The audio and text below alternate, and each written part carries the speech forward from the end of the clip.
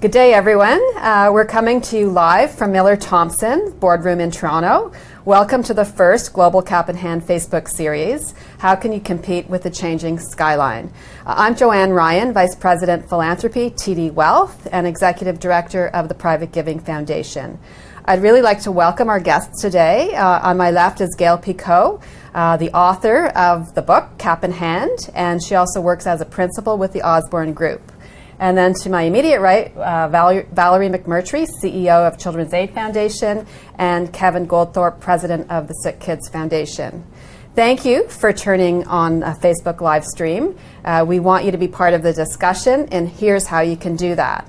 If there is a point being made that you like or love or surprises you, you click on the emoticon that works for you.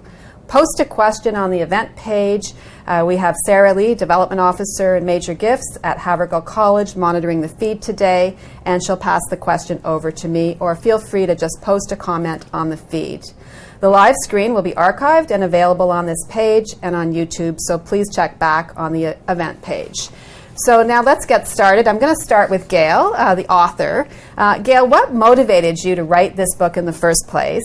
And I'm curious, what has been the overall reaction? And how did you choose who to interview? And how did you choose the title? So I know there's 4 questions in there, but let's hear from you. Well, I've been working in the sector for 25 years, and over that period of time, I've never really counted it up, but I think maybe 100 or 200 charities that I've worked with at the most senior level. So after you work in a sector for a while, you stop and look around and sort of take stock of where things are. And there were a number of things that were beginning to concern me in the sector. One is that money was pouring into the sector. The sector has doubled in size in the last 10 years and now sits about $250 billion. In revenue. And that is a huge amount of money. It's actually equivalent to the whole gross national product of a country, Pakistan. So, so there's that. So the amounts of money being involved. And then the only evaluation or the impact in discussions that seemed to be generated was on this idea of 15% administrative costs. Like if you asked anybody one thing about what made a good charity, it would be, oh, well, they just spend 15% on administration. So I thought that was a dangerously shallow analysis of a significant piece of our country. And so I wanted to delve into some of the issues in the charitable sector. I started with an outline that was pages long. I ended up doing about a quarter of what was in the outline, and I decided that I wanted to do some work on children's charities and the INGO sector and then cancer research, and make my points in using those sectors as an example. A lot of people have asked me about the title of the book, Cap in Hand, How Charity is Failing the People of Canada and the World. And so I had to just name it to be controversial, and I think that I did, but I also named it in that way because charities don't really look at themselves as failing. The charities typically, when they examine themselves, they don't assume that they could be failing at anything. They assume, that they're having a positive impact, and I think. And I think they are. I mean, wouldn't it be fair to say everybody could do better? Well, specifically with charities, there is so little examination of how the sector works that it needs to start off establishing what even the sector looks like. Well, I mean, thank you. And I came across the book. As you know, I advise high net worth clients at TD around their philanthropy. And what's interesting today is that 2/3 of high net worth clients are really, it's new money, it's self-made. So they haven't come from generations of learning how to give and give effectively. And there's a real hunger for knowledge. And so, I mean, I welcome the book. I've shared it with a lot of our clients. There's very little in Canada written on philanthropy about our charitable sector that can provide this education. So thank you. And I know you mentioned the size, $246 billion in revenue. It's really large. charge. I'd like to move to Kevin. Between 2006 and 2015, 4 Toronto hospital foundations built up $2.2 billion in endowment funds. That's a lot of money invested in endowment funds. And I understand Sick Kids has just over $1 billion in their endowment fund. Is money tied up, invested, that could actually be put to really good use immediately? Well, first of all, thanks for having us, Joanne, and to Gail's book. I agreed to actually be interviewed for your book initially. I think it's an important point to make because I think important questions are being raised. Now, do I have a different perspective? Yes, I do. Do I think that actually the vast majority of charities are A, delivering, and B, are almost daily introspecting? We are examining our activities. We're conscious that every single dollar we spend is a donor dollar. And so we're looking at that question of impact and outcomes and efficiency and effectiveness, balance every single day. On the issue of endowments, yes, we're actually really proud. Sick Kids has an endowment now that passed $1 billion. It was built up over a period of 60, 70 years, carefully, with consideration, primarily with donor direction, to fund things that need to be sustained in funding. I think it's an important point, and respectfully, I think it can be too simplified in terms of endowment or not endowed. Some things need to be funded immediately. Need to be done immediately, and certainly Valerie's organization, every other charity, are funding things that need to be funded immediately with flow-through dollars. There are cases where funding it from a month-to-month or year-to-year basis is simply not effective.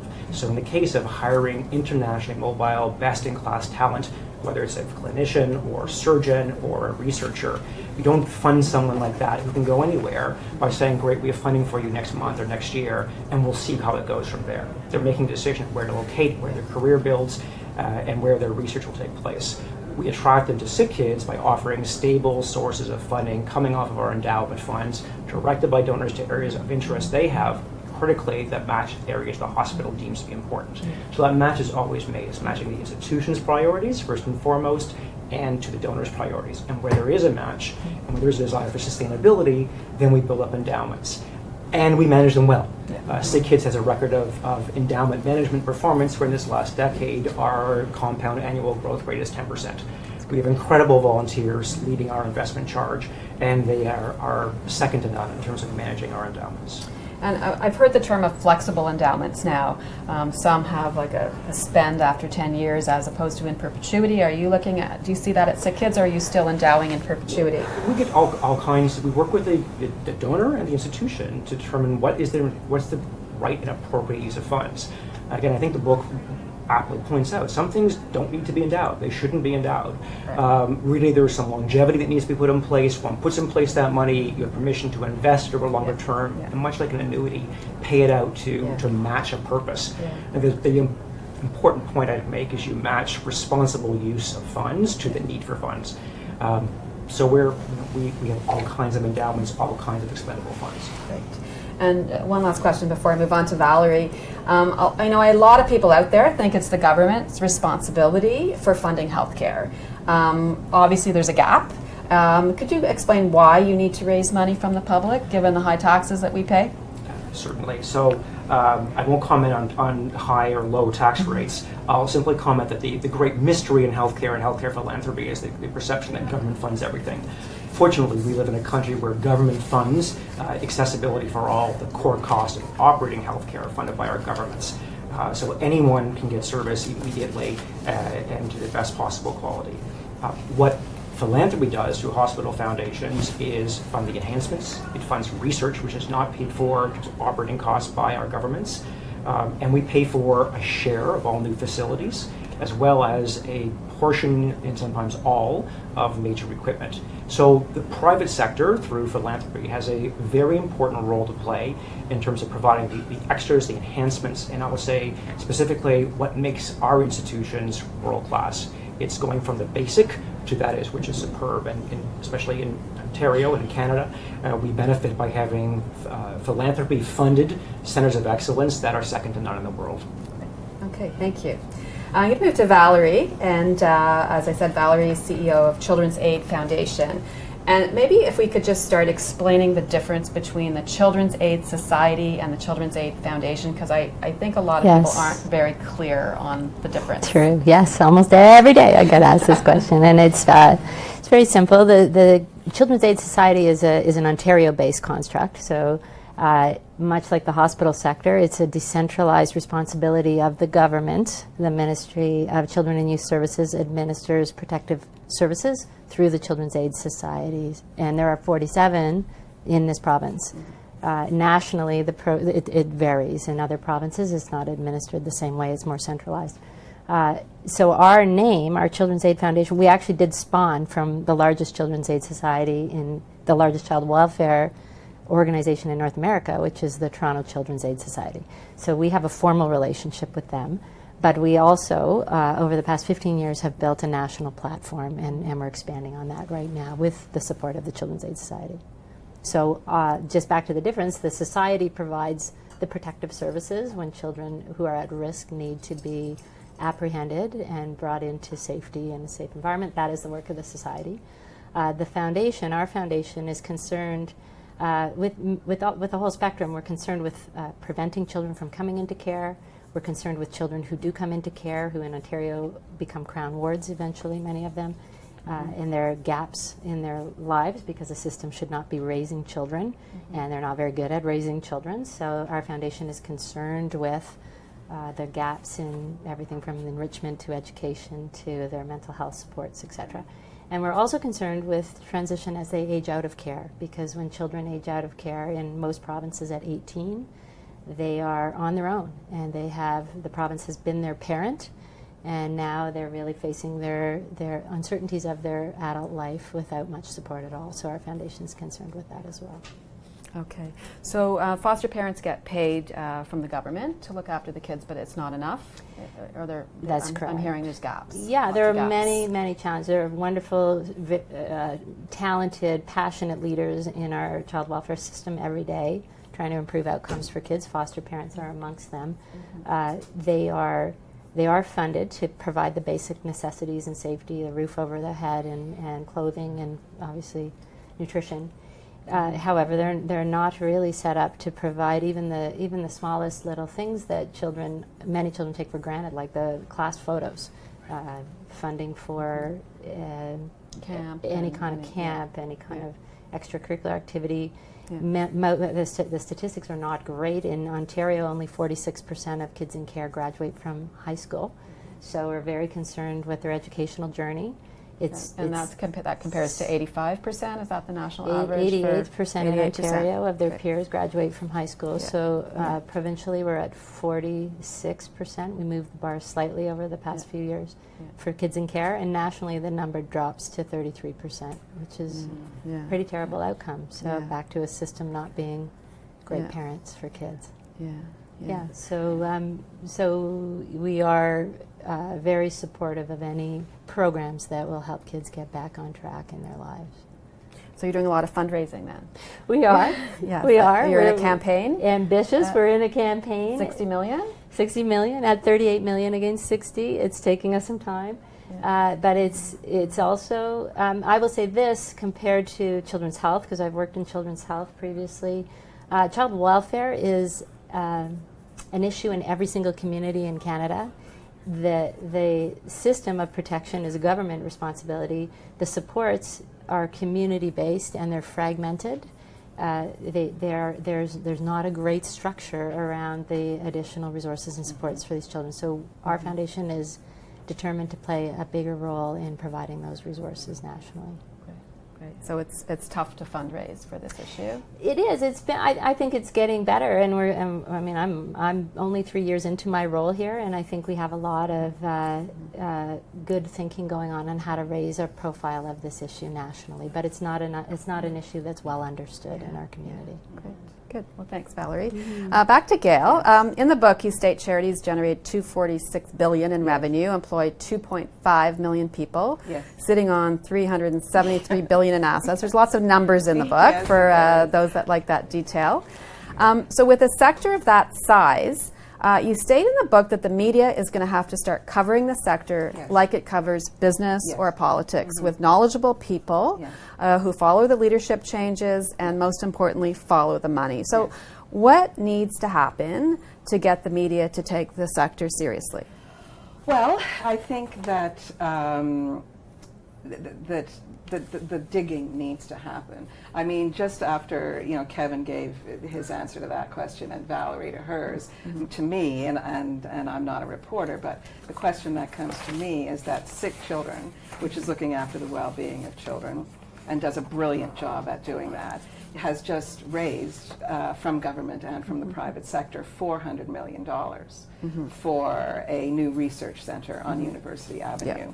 Yeah. And that is researched essentially into disease and children, specifically around cell biology and genetics. So we've got the issue of sick kids looking at the cells of children and even down to the genetic strings of children. And then we've got the Children's Aid Foundation, where 348,000 children are in the child welfare system that's barely able to eke out 38 million. I know that Valerie is working really hard on this. So that to me, I look at that and I go, there's a story. Why is it that we are that charity is able to raise so much money for children who are ill by disease, but yet are not, that charity really doesn't play a big role in assisting children who start their lives with other issues and that may not be a physical disease, but certainly they are at risk.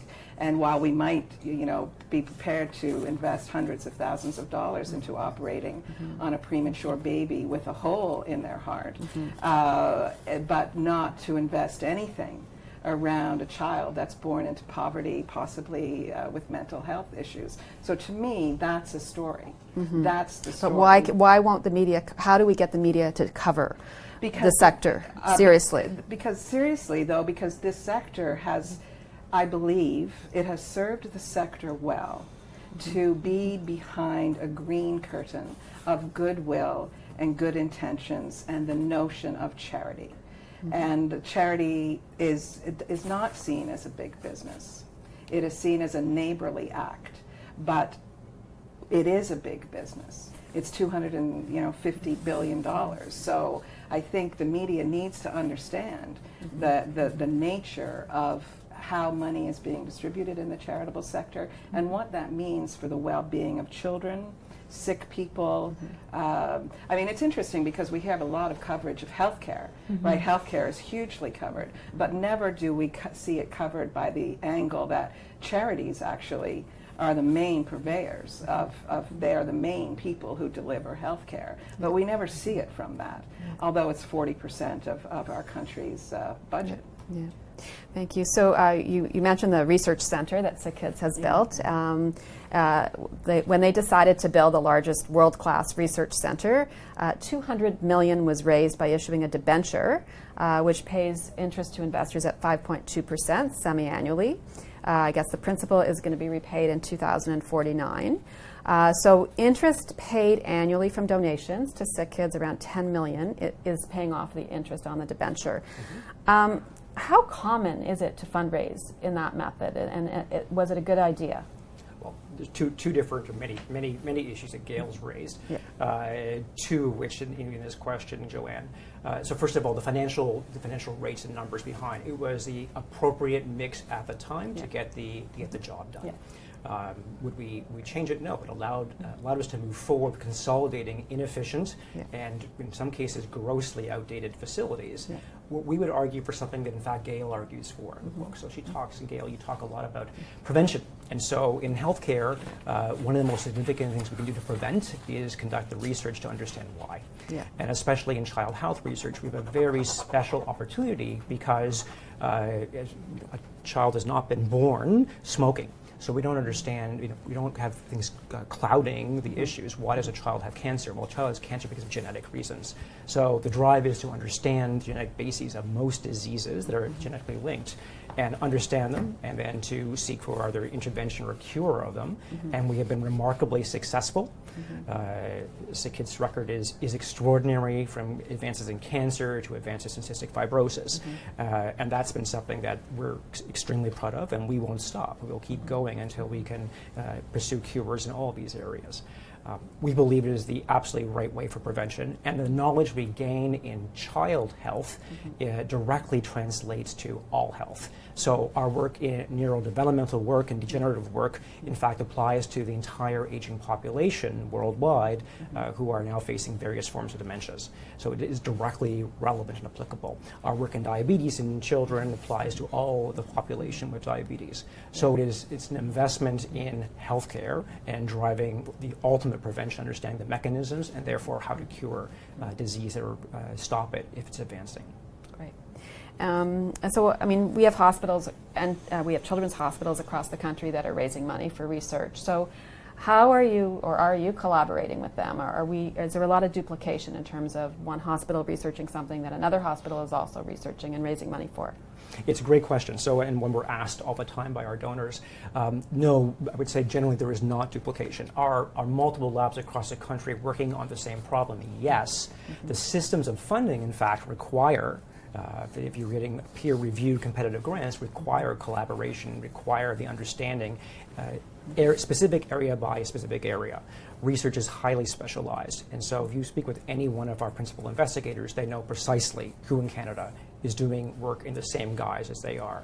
In fact, they know people around the world. So whether it's in Manitoba, Montreal, Vancouver, or Australia, or through the United States or Europe, our researchers are connected with them, they're collaborating where appropriate, and in fact, sometimes the mechanism research require that there in fact is duplication. Can the results from one lab be replicated somewhere else? Is it a methodology approach? Is it a certain bias in approach? So in fact, you do need some overlap in work so that you can actually prove that something is in fact working.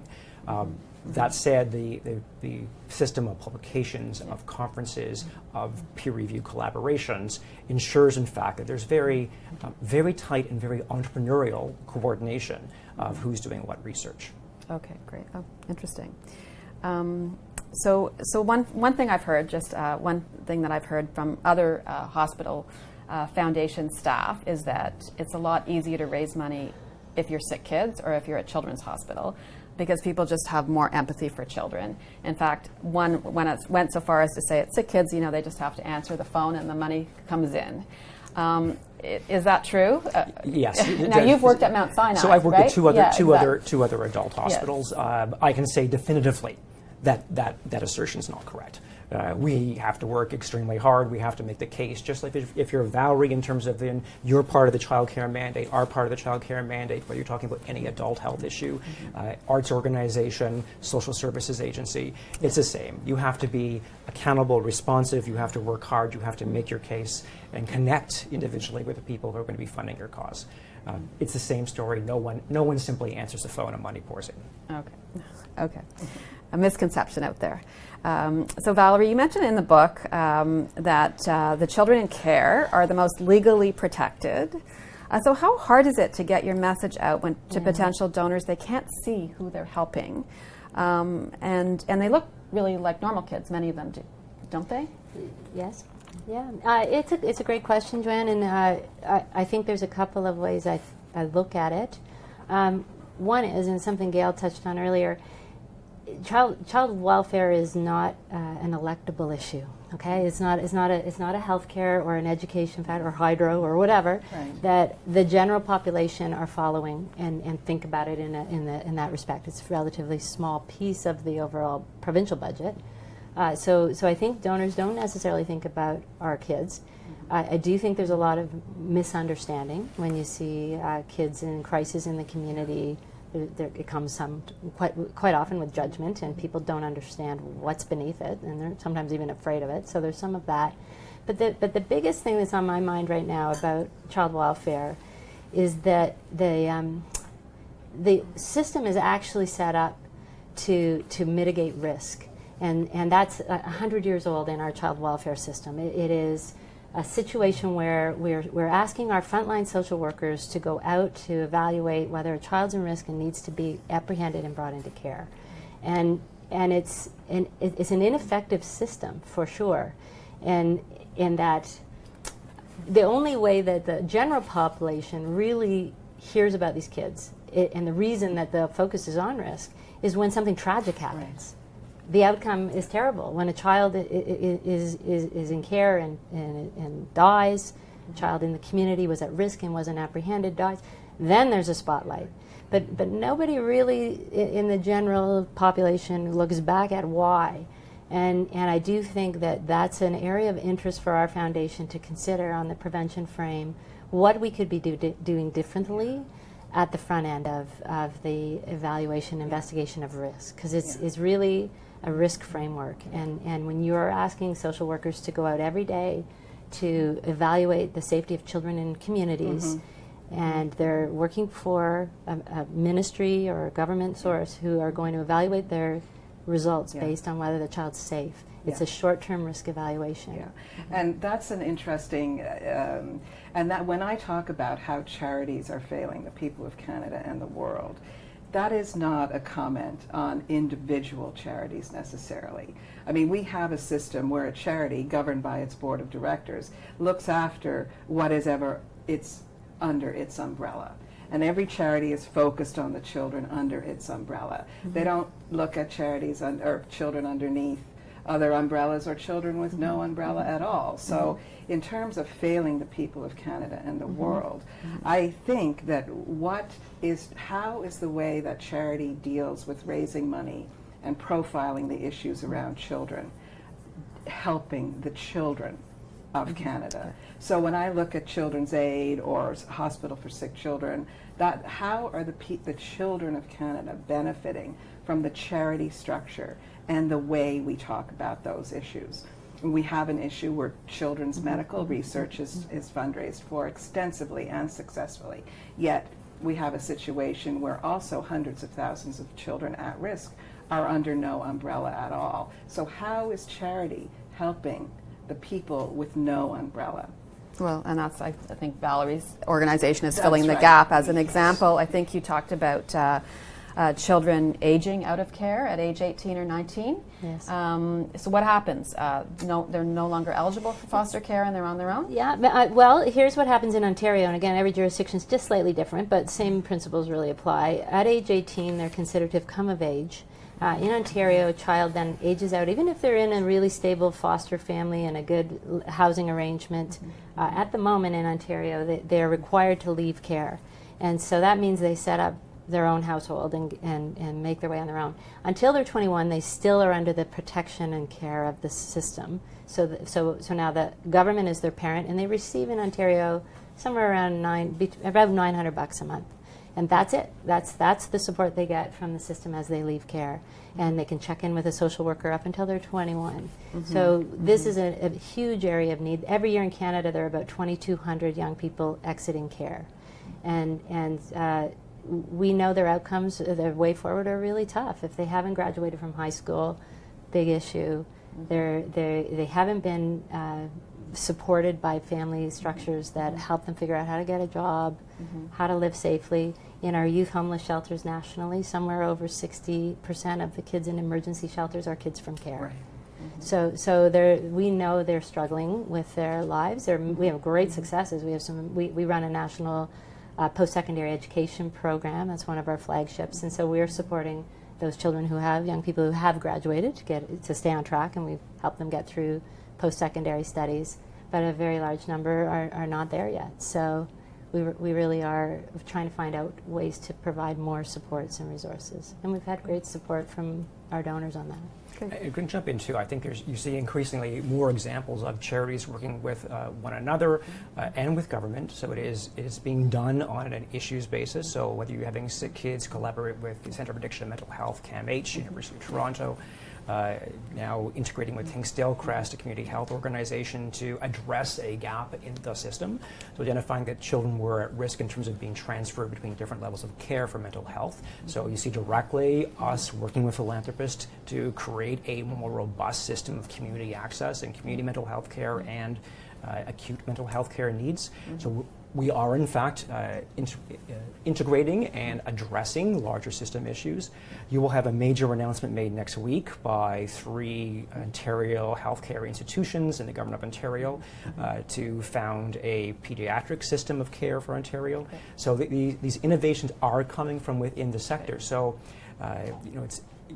Gail poses a question of, well, are charities failing? I would say absolutely not. Charities, in fact, are identifying the issues, identifying the gaps, working with one another, and then working with the government to create innovation in how care is delivered across sectors.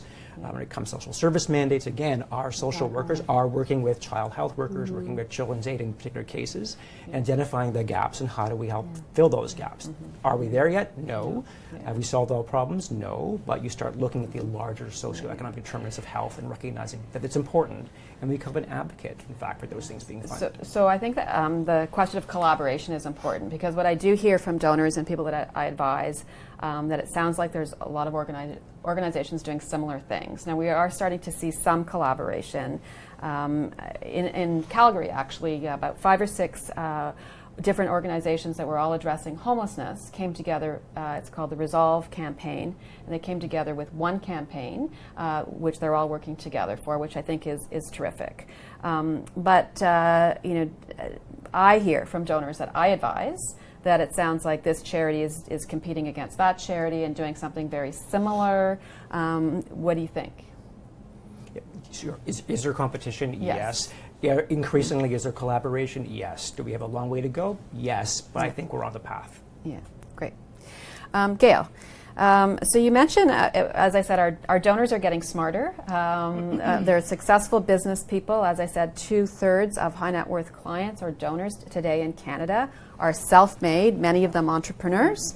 And they've built businesses, they've sold businesses, they're very, very successful. Yeah. And they don't want to just write a check. They want to ask some tough questions. They want to actually roll up their sleeves and get involved. Now, you mentioned in the book that judging a charity's effectiveness is a really tough job. And you talk about, you've already talked about what a charity spends on administration, not a great way to solely judge how a charity is doing. We know in the US they have Charity Navigator, we have Charity Intelligence in Canada. So what advice, I'll start with Gail, would you give to a potential donor who wants to go in and really evaluate how a charity is doing?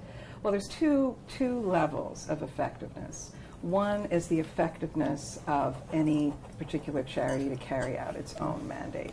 So no one is questioning the effectiveness of the Hospital for Sick Children in carrying out its own mandate. It's one of the best health institutions in the world. There is no question about that. The other issue, though, is a broader issue, and it is the one that concerns me the most. So if a donor wants to, jump under the umbrella of sick kids, that's great and everything. But how is charity helping children, period? So if a donor wants to help the maximum number of children, or have an impact on the lives of many children, or the condition of many children, then it will need to look at how that plays in the entire sector. Like, what do children's charities do in the sector, and how effective, and who's working on the broadest interest of numbers of children. So it's not an easy thing to do effectiveness and impact. But I think what donors want to see, and I know donors that I talk to as well, to look at the charitable sector more of how is it impacting demographics of people? Because that's how the donors look at it. They don't necessarily know the mandate of sick kids or children's aid or whatever. They're not doing, we only deal with this portion of the problem or that, portion of the problem. They want to help kids. So where do they get the answer to how do I help the most kids? Then they'll need to look at some sector issues. And that's one of the reasons why I thought the book might be helpful. And I think, some donors will want to help the maximum number of people, but I have talked to donors where they'll say, if I can get one woman out of trafficking, Yes.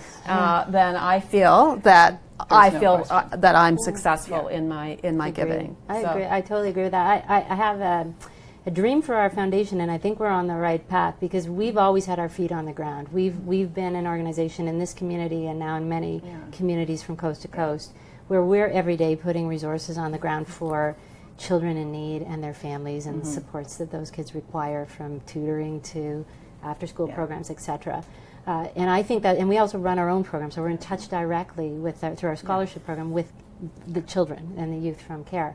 So I think that gives us a lot of credibility in terms of the knowledge and our scope for support.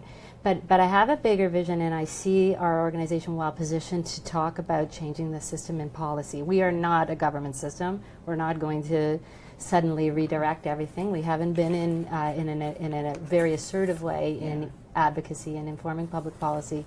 But a system change is what you're talking about, Gail. And I think there are ways to do what we do in child welfare differently.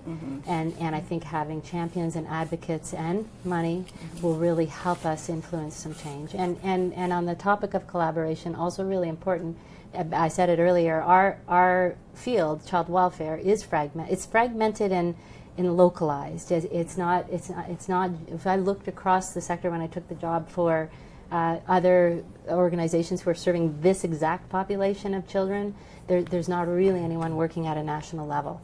And so we see an opportunity to galvanize support and lead that.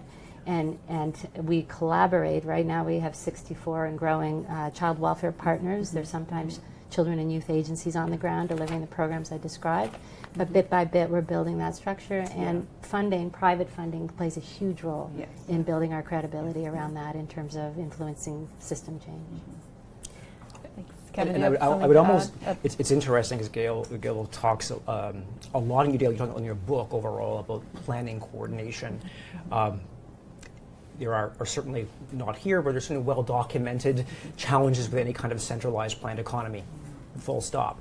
And obviously, I'm probably the bias that a more entrepreneurial system of tackling problems happens. But generally, the donor conversations that we have are usually focused on someone identifying that they want to help children, and they want to help children in the sphere of either child welfare or in education and scholarships, or using arts in terms of engaging or sport to engage, or in the case of sick kids, of tackling the issue because they can now frame it, they can understand it, and they can be specific and look for, in fact, an investment, and then ask the question, what is the outcome from that investment?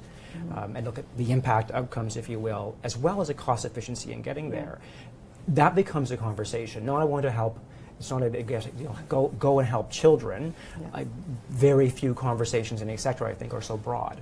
This is where I want to have an impact as a donor, and this is how I think I can make it in this sphere. And in fact, I would argue you'll probably see donors interested in child causes supporting a few things in the areas, because this is how they're going to help children this way and in this way. So you see them assembling, if you will, the own ways in which they'll provide support. And making, if you were looking for scrutiny and accountability, then you have each donor giving her the right to decide which charity she invests in to get the outcomes that she wants. That is so interesting, and I think donor choice and what donors are interested in drives the sector for sure. But it begs the question then, if you are spending as for hospitals on University Avenue, of which Sick Kids is one of them, $1 billion over the last 10 years in fundraising and advertising costs. That much money is going into raising money and marketing. How much are donors actually making a choice? Or are they just responding to the biggest ad campaign? So, I mean, if we spent an equal amount of money in another area, would they choose something else? So how much is driven by donor choice, do you think, and how much is driven by marketing to the donors? Well, it kind of leads into Sick Kids came out with a really new and bold ad campaign. And I think between 2006 and 2015 has spent $92 million on advertising, a lot more than Mount Sinai.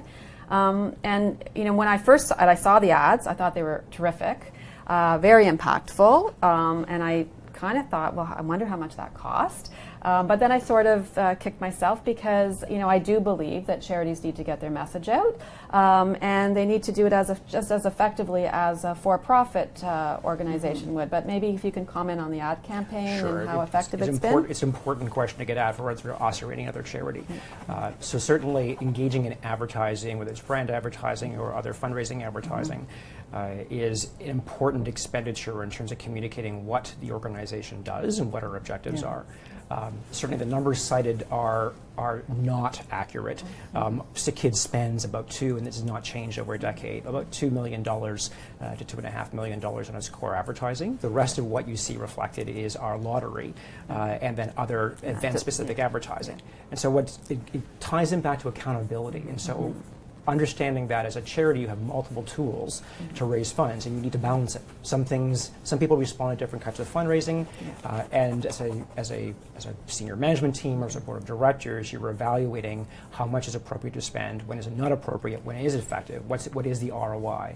So our return on investment on a lottery has been very substantial, about 66% return on investment. So it's worth, but you're seeing then advertising spending coming on that.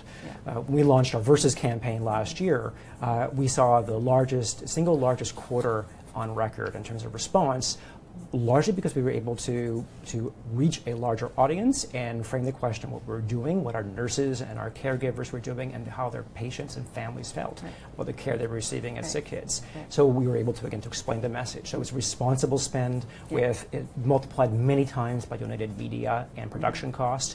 So we're spending a fraction of total cost. We're spending responsibly, and we're seeing incredible results because of it. Great. I'd like to thank you. I'd like to talk about the leadership of charitable organizations in Canada. And again, Gail, in your book, you keep talking about the revenue of $246 billion. Yes. But what you say in the book is the ultimate leadership of the sector comprises of volunteer boards, often whose qualifications are often a desire to give back. And so how qualified are most boards to do the job, given the power they have, and what can we do to ensure they're even equipped to do the job of really having the ultimate leadership responsibility over charities? And I know both of your boards may have some very sophisticated members. I'd be interested in how you recruit them, how you ensure they have the qualifications, but maybe even I'm also interested in general comments, because there are lots of charities out there whose boards are not nearly as sophisticated as the boards that you have, and then what happens? I'm going to just jump in and clarify something from my perspective, and I think Kevin and I are in similar positions because we're leading foundations, and so we are fundraising organizations. So when you talk about the entire sector, the charitable sector, and I don't know if you want to include hospital and child welfare agencies in that spectrum, the board leadership for those sorts of agencies is quite a different discussion. So when you start with the fact that we are under the gun to raise money for our cause every year, we're looking for board leadership, and these are people who have affluence and influence who can help us with our mission to raise more money for our cause, starting there. Beyond that, there's a range of skill sets we're looking for. We're working on our recruitment and evaluation of our board all the time. So it's an ongoing discussion, but it's just a distinction about the that you're both fundraising arms, not running programs. That's So yes, can't help but reinforce Valerie's point that our the operating body of the hospital for children, when they're recruiting, they're looking at skill sets like sophistication on operations management and running the actual business, operating expertise.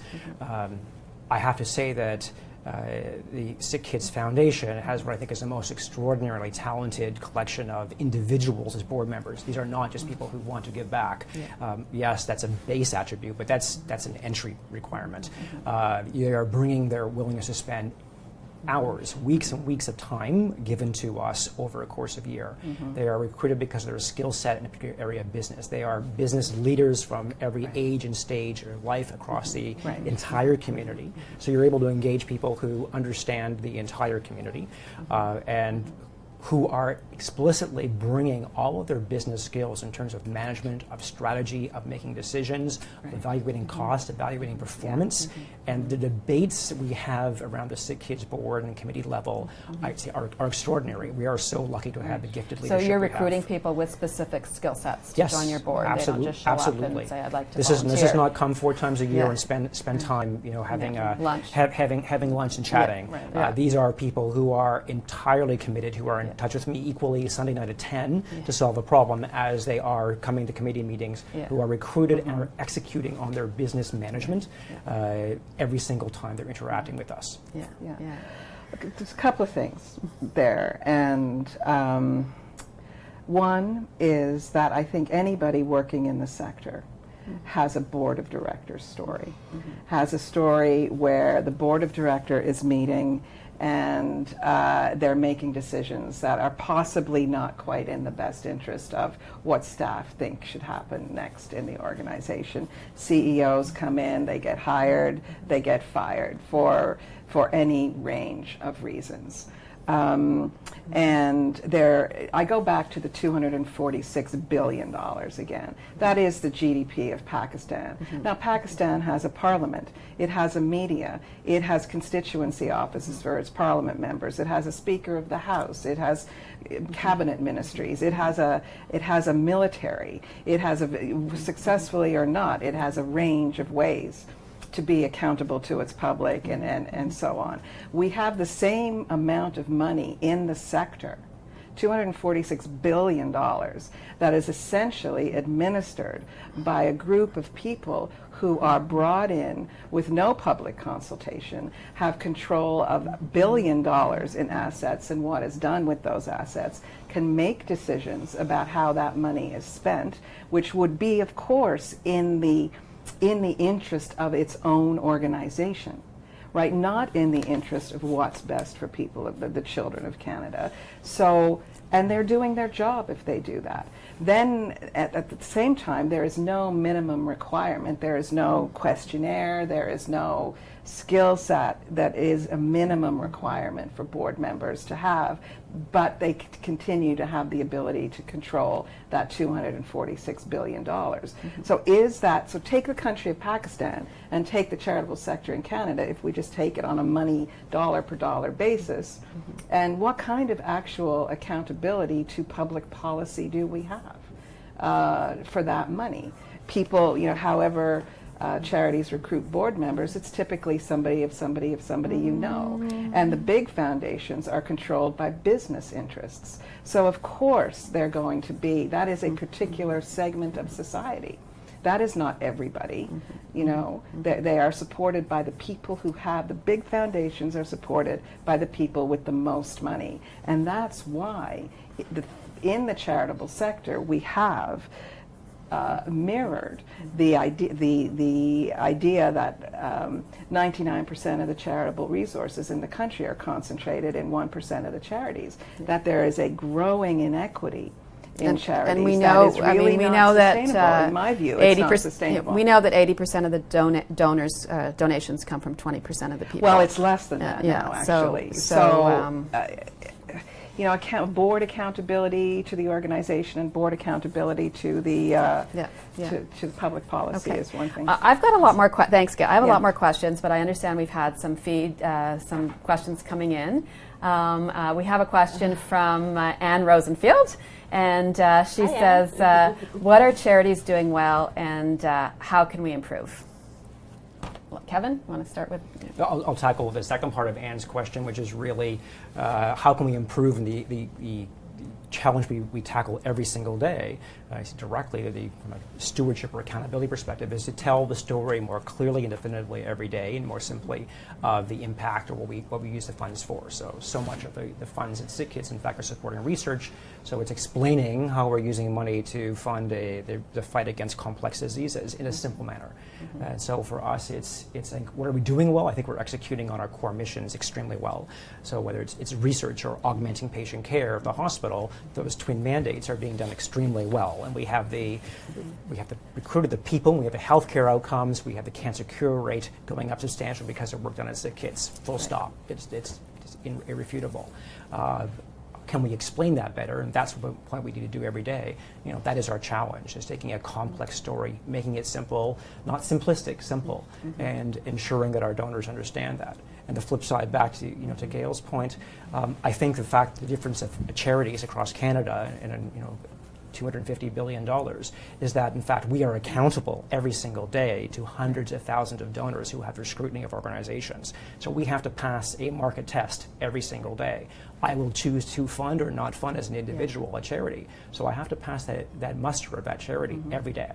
Yeah. And that's a level of scrutiny that, quite frankly, no government has.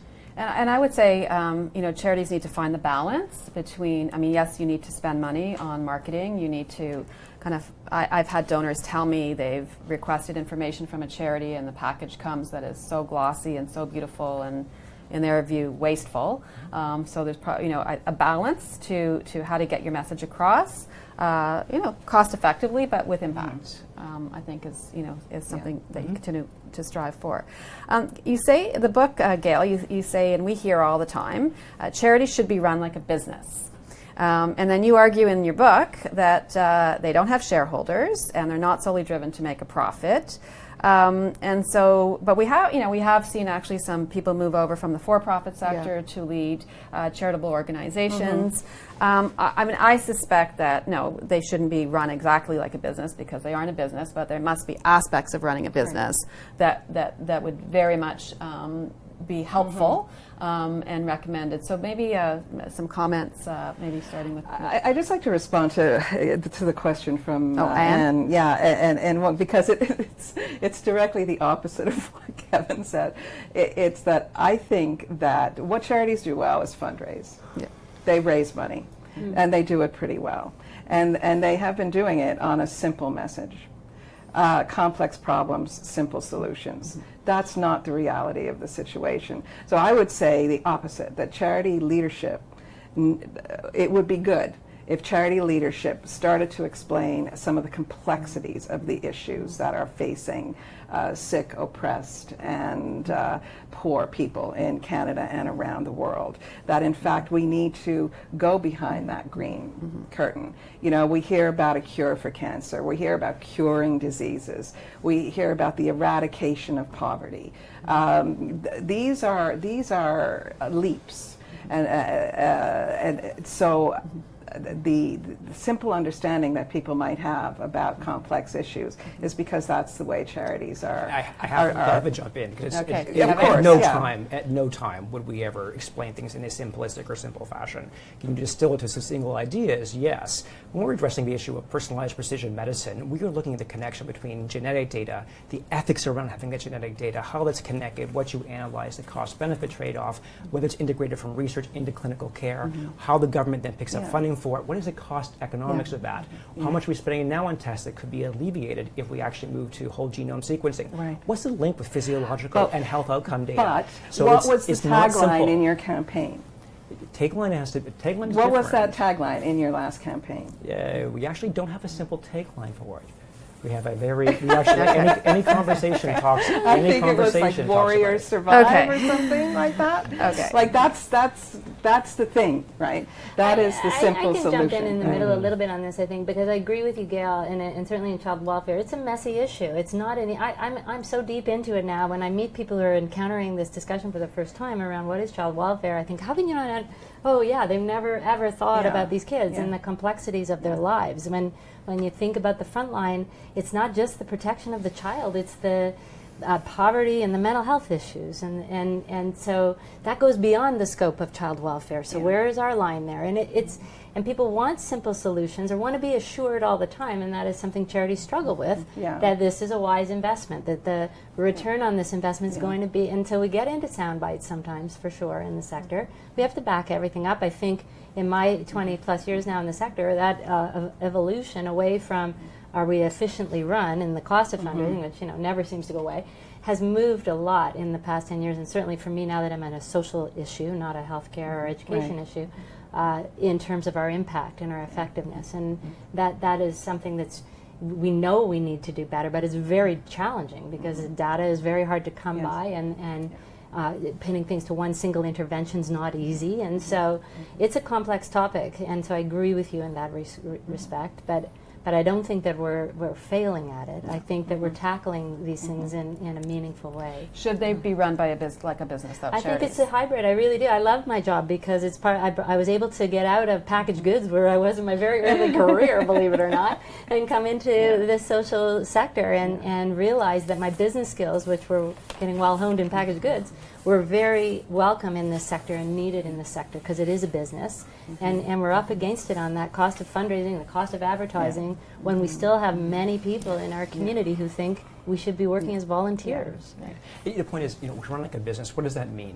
So that means there's a head and heart that you're balancing many things at once. So that's the tricky piece of this. If running like a business means you have people saying, how much is it costing? What is the trade-off of doing this activity versus that activity? What kind of impact are we having? What's the cost? What's the long-term investment to make, and what are short-term investments? So people who are actually wisely and with reflection and with analysis looking at all those dimensions, if that means running like a business, then I think we're doing a good job. Good. So fundraising has become a real profession these days, and I used to think that when we need really top talent, we go steal it from the U.S. I know, Kevin, that actually Sick Kids lost a very highly regarded, successful fundraiser, very senior leadership person to a children's hospital in the U.S., which was just good news, bad news story. It means we're sorry to lose him, but it looks like we have some really good talent here north of the border also. So what does that mean for you about the caliber of fundraising professionals in Canada? And I also hear when I talk to charities that a lot of them that are hiring, it's hard to find really good people. So I'd be interested in your perspective there. We need to keep attracting great people to the sector. We need it's a competitive environment for sure. We are in Toronto, and we know there are many great charities here who are looking for the same kinds of leaders for our teams. People want to move forward. This is a relationship-based business, so we want people who get passionate about our causes and stay with us and contribute over a period of time to the overall organization. So when people are motivated by their career trajectory, which of course we all need to be, but that hurts us sometimes in our sector for sure. But I think we have all sorts of talent in the sector, and we as leaders have a responsibility to continue to develop that and to provide pathways so people feel that they're learning all the time and contributing to something important. We had a posted question actually to the page before the event started. It was from Marianne Kerr, who's with Canadian Women's Foundation, and she said, what advice would you give the new graduates from fundraising management programs across the country to build successful careers and have an impact on the causes they work for? I'll leave it. I will say it again. It's passion. It's got to be. I have lots of coffee meetings with all sorts of young people who want to come into the sector or cross over from the other sector, and I always start with, you've got to align with a cause and an issue in your community that you care a lot about. Because if you don't start there, you're really self-motivated around your own career trajectories, and it's just not smart. Wholly agree. And the other thing to add to any new person considering this sector is have patience. In terms of if people expect to advance very rapidly and quickly, be like any other business, when do I come this person or this title, this position? It takes time. There's a collective experience of having just learned it, tried, succeeded, failed. Like every other business, you need to work at it and getting experience. Okay, great, thank you. We have one more question from the feed. This is from Jill Cunningham. Are foundations with large capacity responsible to help smaller charities? It's a great question. It's actually part of our performance review metrics as a staff member at Sick Kids Foundation. So all of us are required as part of our professional development to be integrating with the larger community. So we are encouraged to sit on other boards, other institutions, to speak at conferences, to mentor people who reach out to us. We're fortunate. We then need to give back to our own profession by helping out other organizations. So most of my senior colleagues would sit on a board or other organization that's much smaller. I sit on a board of a small ballet company in Toronto. So we try to help out by taking what we learn at sick kids Sharing and and helping sharing. other organizations. That's an interesting question, that's the bringing up the small charity thing, because it integrates with the other question that was asked, how can I, one, have a successful career coming out of fundraising, and two, have an impact? Those two things being is how I am the one that's sort of trying to generate debate, I guess, that those two things are not linked, right? Having a successful career in fundraising and having impact are two completely different things. I mean, if you want to have a successful career in fundraising, what you want to do is you're going to need to work for a hospital or university foundation, because the average salary for, if it's money that you're interested in, they're going to be about over, according to my research, over $100,000 you will make, as opposed to if you worked for an international NGO, the big ones, you know, that we all know, Red Cross Plan or something, you're going to make around 70. If you're going to work with a small charity like a shelter or something like that, you're going to make around 45,000. So if it's money that you're interested in, the larger organization, the more money you will make. Impact is something that's kind of a tougher thing to judge, because it's impact on who you care about the most. So what Valerie was saying, and also to agree what Kevin was saying, is that you want people with passion, right? So you want people who are working on issues that matter to them. I'm smiling at that last question because I think there are probably people in, again, my child welfare landscape who think we're the big one. And when we're struggling at, not struggling, when we're at 38 against 60 million, we are not a large foundation by the standards we're discussing today. So do I feel responsibility? Absolutely, and we wish we could do a lot more. Yeah. There are other children's aid foundations. There are lots of other, and they're smaller organizations that would benefit from our leadership, and we see a role and a responsibility around that. Great. But I Well, wouldn't mind a bigger one helping me too. So if I could just find Right. a larger Of one. course. Great. Yeah. Okay, well, thank you. I think impact it comes down to what your Valerie's point, your passion. Yeah. So if for me, it's believing that I can have the greatest impact by working in the spheres of education and health. Why? The long-term trajectory on an economy, health, you don't have health, and everything else falls apart very immediately. In fact, there's an economic driver of better health care. More healthy citizenry produces more economic output. We have a better society. The collective country rises. So I'm very comfortable having the impact I have. Yes. I might have been very comfortable in a different personality working within a ballet company. That's right. Yeah. Great. Well, thank you. So we could probably continue this conversation, but I'm afraid we're going to have to leave it there for today. Our time is up. I'd like to thank our guests, Valerie McMurtry, Kevin Goldthorpe, and Gail Picco. I'd also like, again, to thank Miller Thompson for hosting us today, our cap in hand videographer, Josh Patterson, and Sarah Lee, who's been monitoring the Facebook feed. Our next installment of Global Cap in Hand Facebook series will be International NGOs, The Wolf at the Door. We're still in the middle of confirming the date on that, so please stay tuned. And thank you for participating in this event. I hope that you've enjoyed it. Go to capinhand.ca to check out the ways you can buy the book. Again, in closing, I'm Joanne Ryan, Vice President Philanthropy, TD Wealth, and Executive Director of the Private Giving Foundation. Thanks again for joining us, and have a great rest of the day.